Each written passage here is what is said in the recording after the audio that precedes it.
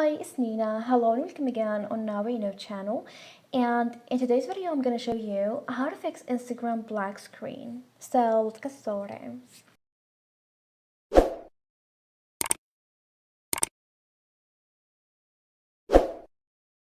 Well, if you open Instagram and the screen is black, then it must be an error in the app itself. And to fix this problem, then the first thing we're going to do is to go in your settings. After that, scroll all the way down and tap on Apps option. Here, a list of options will appear, so choose the second option, Manage Apps.